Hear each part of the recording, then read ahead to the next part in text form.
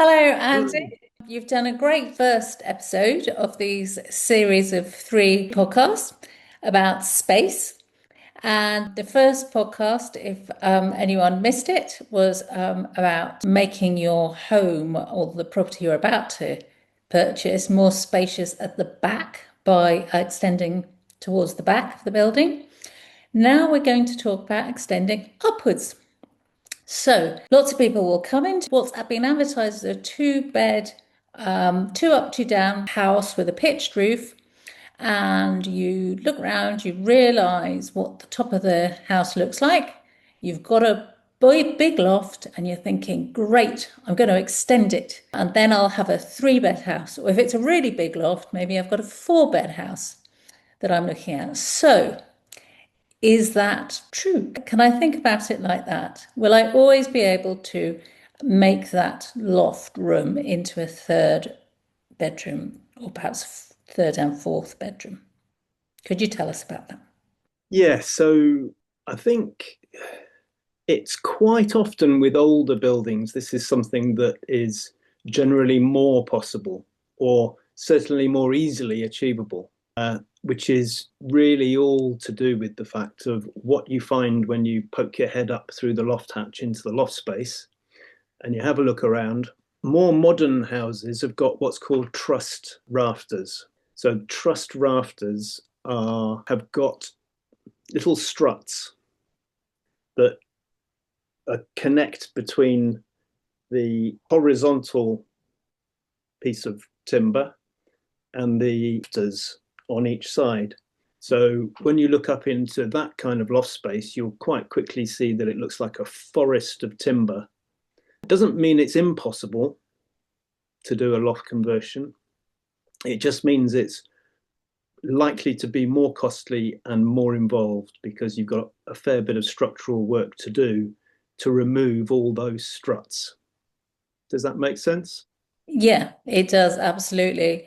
And is it sometimes perhaps a near thing as to how much extra money you'd be, if you were letting it, how much extra money you'd be getting from that tenant compared to how much money you've invested in turning that into that extra room? Yeah, I think it's likely that that would put most landlords off, unless I don't know if unless you're looking at potentially flipping a house in a more affluent area, loft conversions, yeah, might bring you an extra, depending on the size of the loft conversion and the number of rooms you're getting up there, might increase the value of the property by sort of 10 to 20%, something like that. If you're flipping the property, then that 10 or 20% could mean that it's worth doing in a more affluent area. Right. And is there a problem putting bathrooms at the top? No, it's not a problem. No. Right. Okay. Lots of family homes are already using that top floor as a bedroom, or as two bedrooms. Is that, but I have noticed that on estate agents' publications, they often say that it's a two-bed house with accommodation available on the second floor. What does that mean? Why is it being advertised like that rather than a three-bed house? Well, yeah, this is an area that I think people get quite confused about.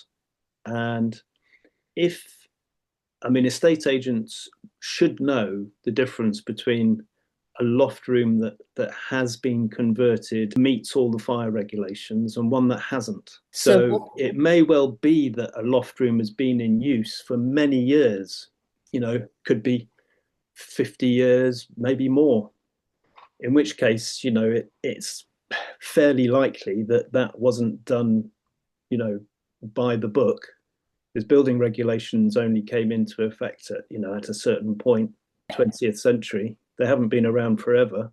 so what's by the book mean? Where can you So go wrong? it needs to have building regs certification. There's a Uh-huh. difference, though. What I was going to say is that there's a difference between an owner occupier using that loft space as a bedroom Mm-hmm. and a landlord letting that house out as a three-bed house rather than a two-bed house.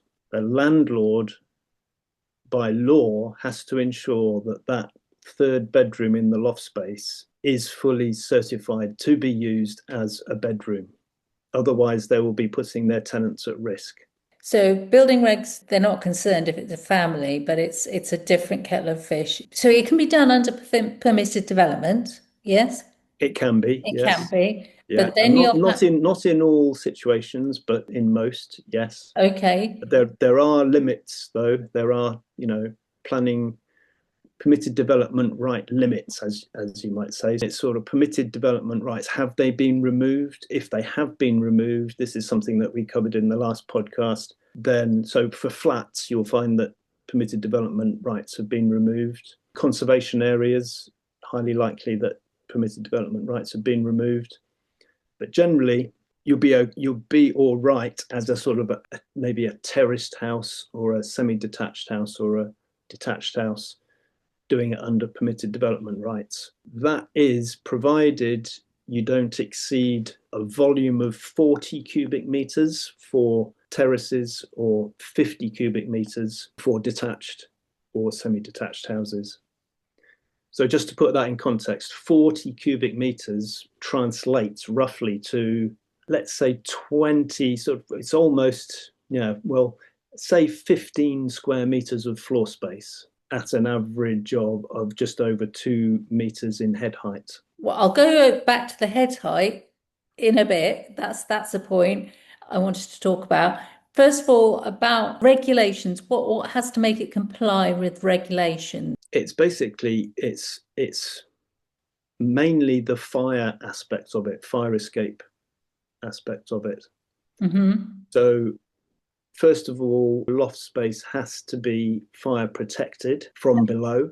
So if, for instance, a fire broke out in one of the bedrooms below the loft space, the ceiling of those bedrooms has to be treated, and it normally would be 30 minutes resistant. So 30 minutes fire resistant. And if it's not, it can easily be upgraded with an extra layer of fire boarding. And then, of course, it needs to be protected from left and right. If it's, for instance, in a terrace and it's a mid terrace, then you may find when you look up into your loft space that the party walls on each side don't continue all the way up to the underside of the roof. You might find that it's open all the way. Quite a lot of Victorian terraces are still like that today. That it's open all the way along from one Okay, house to the next. So of course you'd need to build up walls on both sides and fire protect those walls. that's interesting. So, and in terms of fire safety to get down So onto the fire ground floor. escape, yeah, fire Mhm. escape route. Yeah, There fire escape. must be a fire escape route to a final exit, what the building regulations calls a final exit, and that final exit would normally be your front door, the front door of the house. In some instances, it might be a back door, but generally it's the front door. With houses where the staircase, as you come in through the front door, so taking, for example, an old Victorian terrace or semi-detached house, normally the staircase will be in front of you as you come through the front door. In that situation, it would normally work quite well. However, if you have the situation, which is also quite common in Victorian terraced houses, where the staircase is in the middle of the house, so you come through the front door and you might actually come straight into your living room. You go through the living room and into the dining room, and then the staircase goes up from the dining room through a door and up from there. So Yeah. across the dining room. In that situation, you would have to build a wall or even two walls to create a corridor at the bottom of the staircase that takes you directly out to that final escape to the front door. If you have Right. to do that, of course, you might be reducing the floor area of the dining room and the living room by building a wall in both rooms to create those corridors.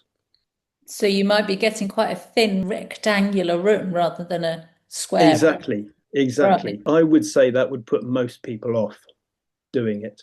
Yeah. Certainly as a family home, that Yeah, doesn't look yeah, great. yeah. Yeah. And I have seen also when you can come into the front room and then the staircase can be there from the front room, can't it? It can be in the front room, yes. That's okay, isn't it? Because No, they can no. no. If you can explain why.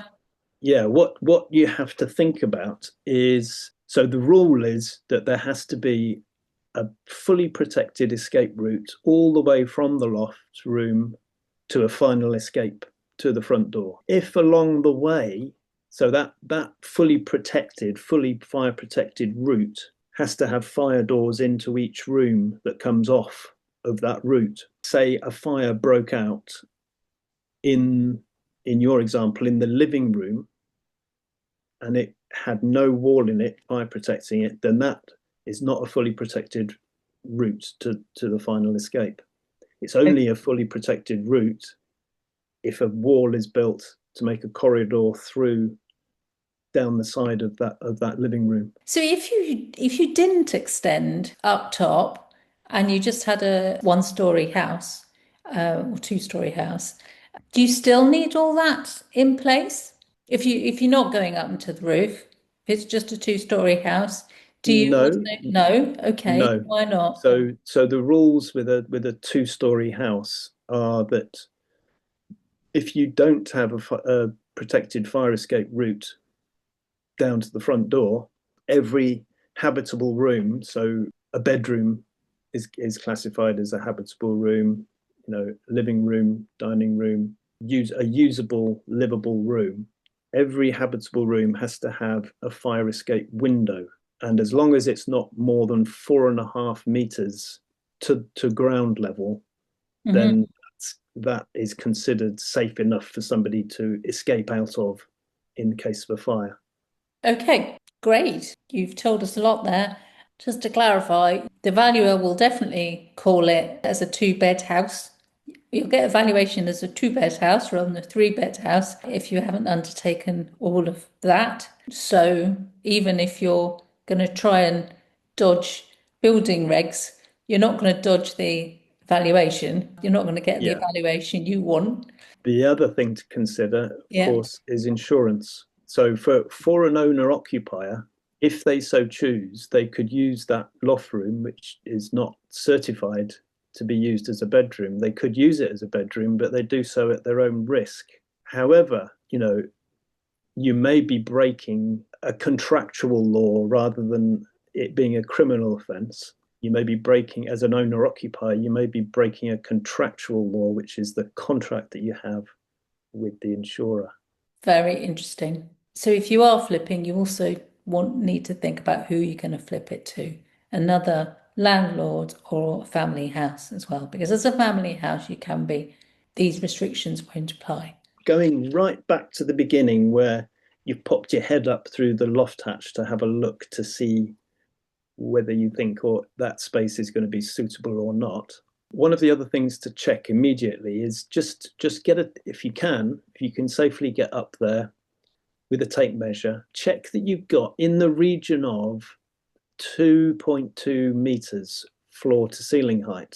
And I say in the region of because likely you're going to have to underdraw the rafters with insulation, and that may be up to 100 millimeters of insulation. So that takes off another zero point 0.1 of a meter to that floor to ceiling height.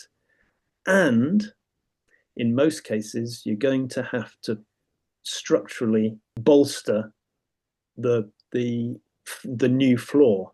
Is in almost all cases you'll find that the floor joists they're not designed to be floor joists. They're only designed to be ceiling joists, just to support the plasterboard on the underside.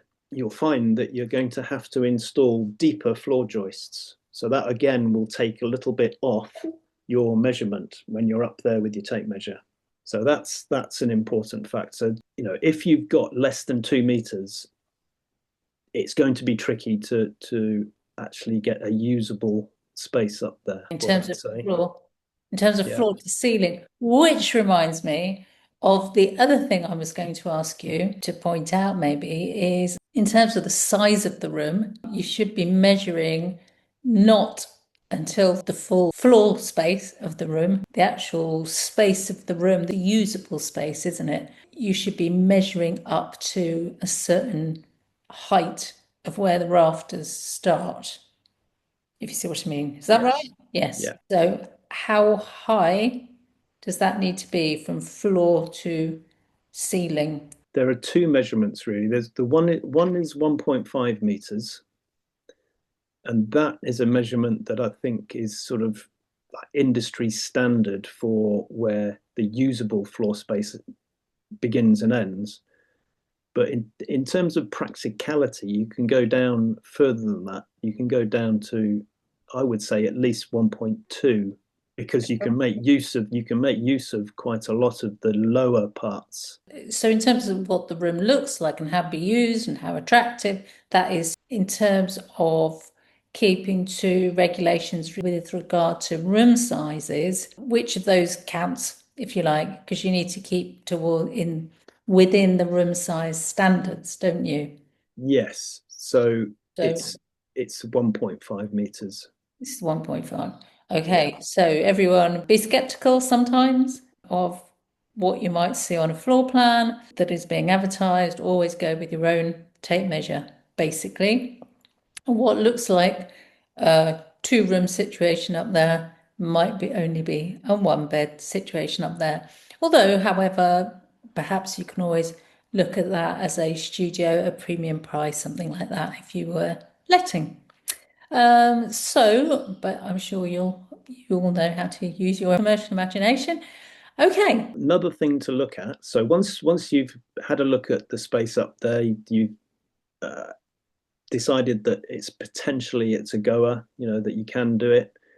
The next thing to think about is how you're going to get a staircase up to the new loft space. The first thing is you look at the landing on the first floor and see whether the landing itself is big enough to put in a new stair so that you don't have to go into one of the bedrooms, because if you've got a very small landing, the likelihood is that you'll have to use space from one of the bedrooms, one of the existing bedrooms, to get up into the loft space.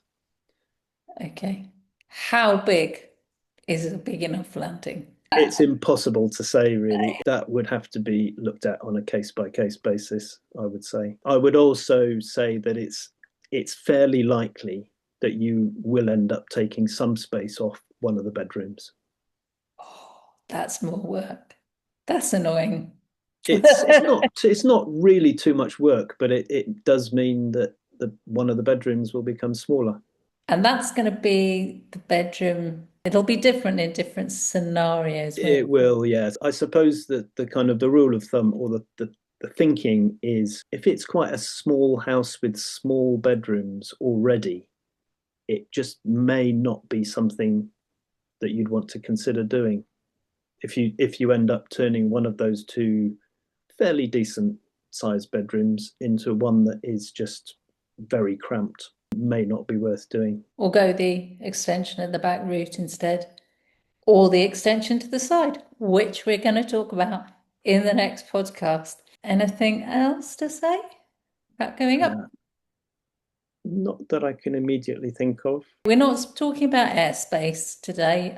We're just keeping it simple, really. What is most accessible and the kinds of things that most landlords will be, small developers will be thinking of in smaller size developments. Is that everything we can think of right now? I think so, yes. Okay. Well, I hope you've found that useful. Some people see you on the third podcast if you have, or you might find some other things that you didn't know about. Okay. See you next time. Bye. Thank you, Andy. Okay, bye bye.